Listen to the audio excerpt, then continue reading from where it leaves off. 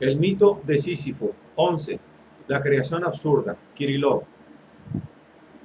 Todos los personajes de Dostoyevsky se interrogan sobre el sentido de la vida. Son modernos en eso, no temen al ridículo. Lo que distingue a la sensibilidad moderna de la sensibilidad clásica es que ésta se nutre de problemas morales y aquella de problemas metafísicos. En las novelas de Dostoyevsky se plantea la cuestión con tal intensidad que no puede traer aparejadas sino soluciones extremas. ¿La existencia es engañosa o es eterna? Si Dostoyevsky se contentase con este examen, sería filósofo, pero ilustra las consecuencias que pueden tener esos juegos del espíritu en una vida de hombre, y en eso es artista. Entre esas consecuencias, la que le interesa es la última, a la que en el diario de un escritor llama él mismo suicidio lógico. En efecto, con las entregas de diciembre de 1876, imagina el razonamiento del suicida lógico, convencido de que la existencia humana es una perfecta absurdidad para quien no tiene fe en la inmortalidad. El desesperado llega a las siguientes conclusiones.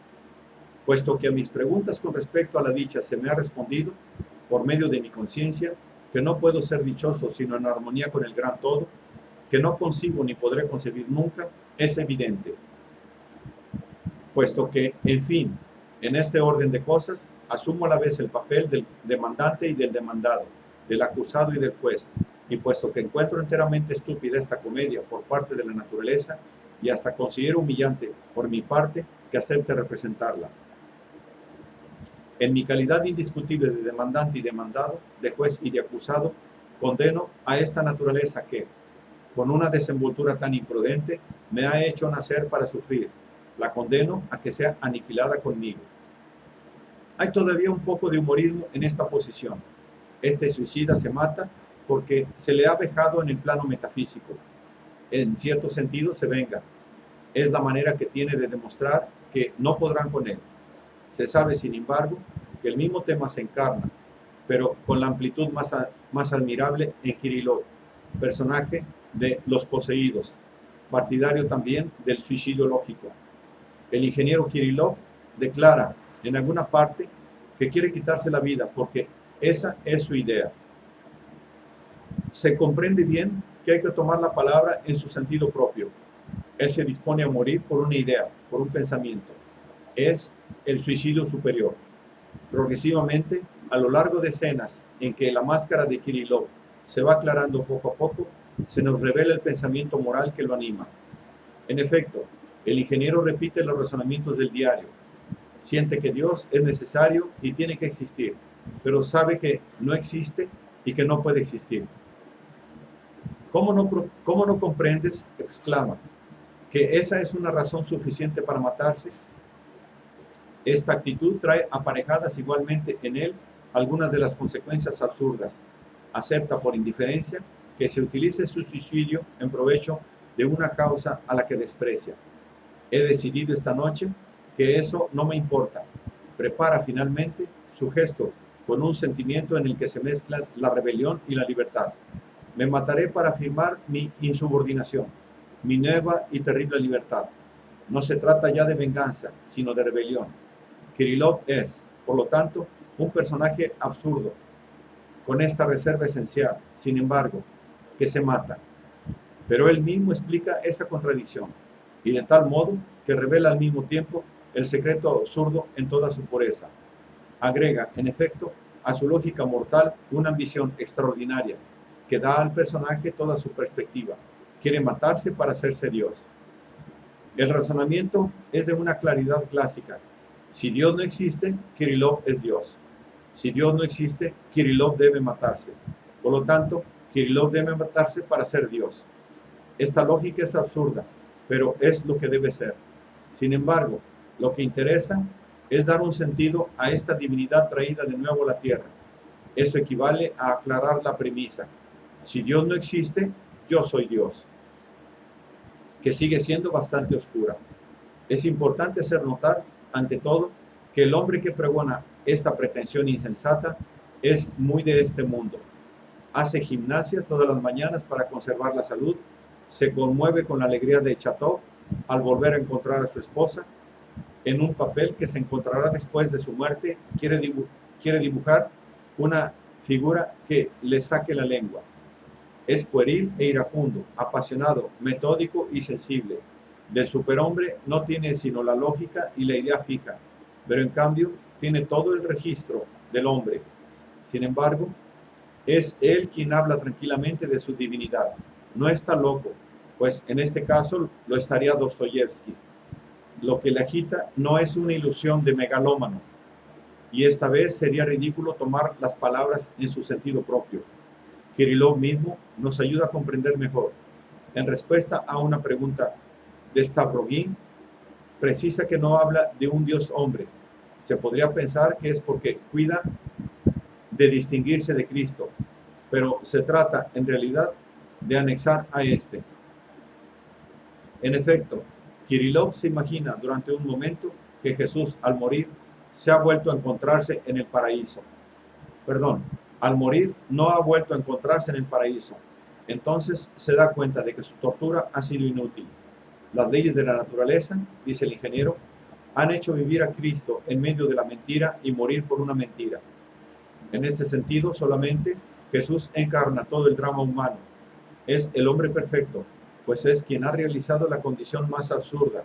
No es el Dios hombre, sino el hombre Dios. Y como él, cada uno de nosotros puede ser crucificado y engañado, y lo es en cierta medida.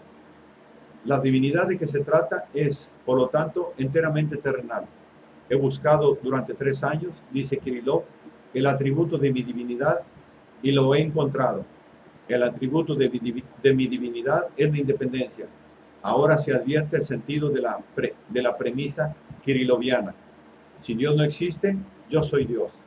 Hacerse Dios es solamente ser libre en esta tierra, no servir a un ser inmortal.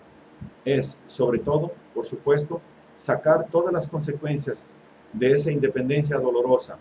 Si Dios existe, todo depende de Él, y nosotros nada podemos contra su voluntad. Si no existe, todo depende de nosotros. Para Kirillov, lo mismo que para Nietzsche, matar a Dios es hacerse Dios, uno mismo. Es realizar en esta tierra la vida eterna de que habla el Evangelio. Pero si este crimen metafísico basta para la realización del hombre, ¿por qué añadirle el suicidio? ¿Por qué matarse? ¿Abandonar este mundo después de haber conquistado la libertad? Esto es contradictorio. Kirillov lo sabe y añade, si sientes eso, eres un zar, y lejos de matarte, vivirás en el colmo de la gloria. Pero los hombres no lo saben, no sienten eso. Como en tiempos de Prometeo, mantienen en ellos mismos las esperanzas ciegas. Necesitan que se les muestre el camino y no pueden prescindir de la predicación. Por lo tanto, Kirillov debe matarse por amor a la humanidad. Debe mostrar a sus hermanos una vía real y difícil, que será el primero en recorrer. Es un suicidio pedagógico, por lo tanto, Kirillov se sacrifica. Pero aunque se le crucifica, no se le engaña. Sigue siendo hombre Dios, convencido de que la suya es una muerte sin porvenir, empapado en la melancolía evangélica. Yo soy desdichado, dice, porque me veo obligado a afirmar mi libertad. Pero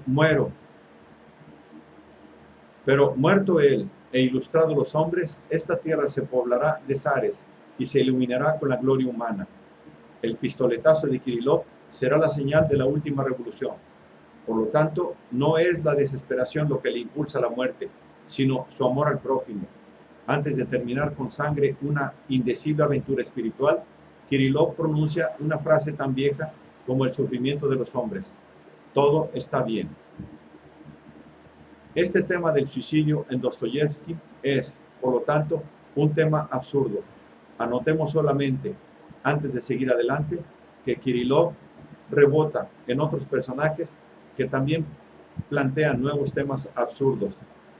Stavrogin e Iván Karamazov ejercitan en la vida práctica verdades absurdas.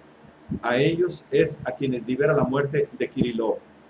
Tratan de ser zares. Stavrogin lleva una vida irónica. Ya se sabe cuál.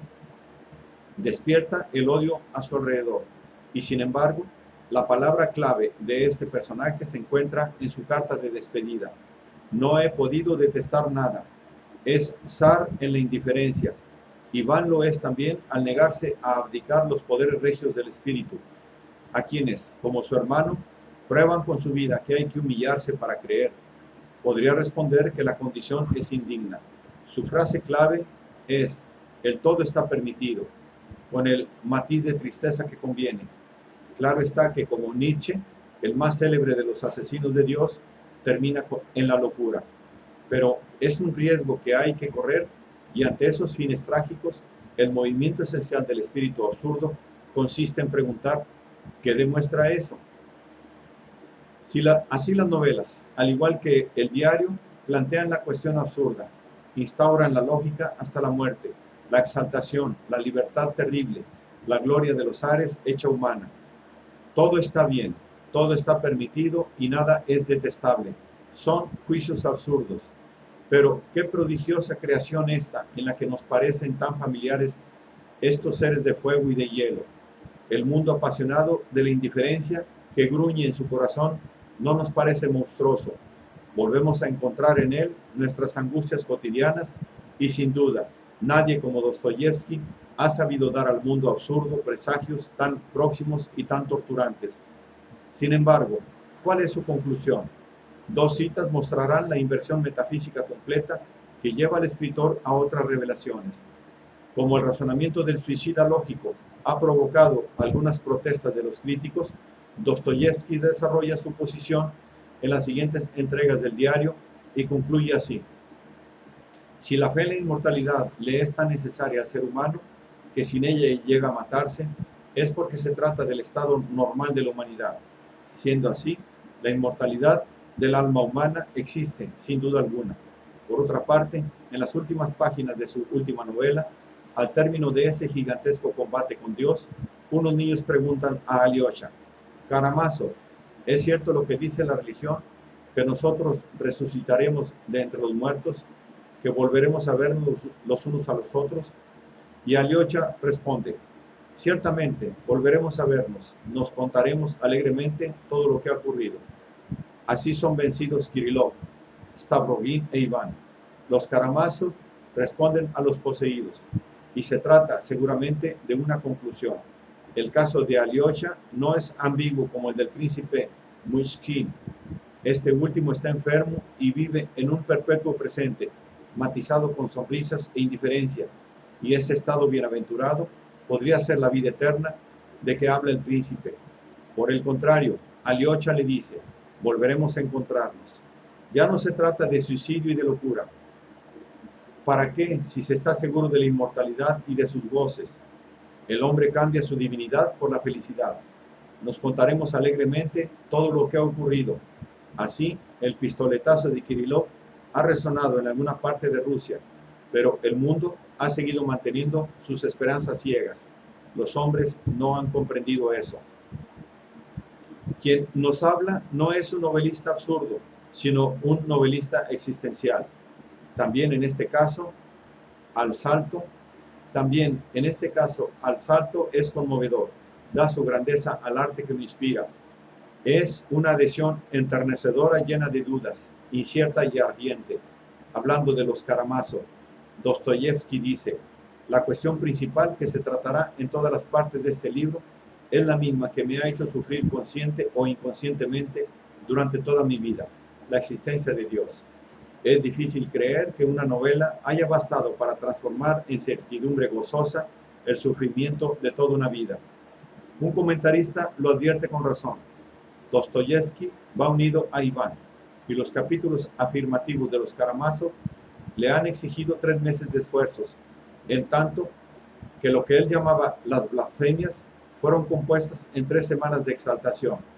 No hay un solo personaje suyo que no lleve esa espina en la carne, que no le irrite o que no busque un remedio en la sensación o en la inmortalidad.